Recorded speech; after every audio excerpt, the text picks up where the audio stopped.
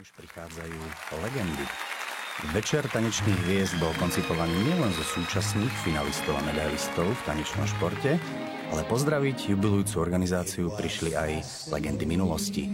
Na tú najžiarivejšiu v minulosti nedávnej sa práve pozeráme. Miloš Dekánek s pani Dankou Rádiovou Paštekovou sa stali 13-krát majstrami Slovenska, 5-krát majstrami Československa a ako jediní v našej histórii boli aj majstrami socialistických krajín v latinskoamerických tancoch.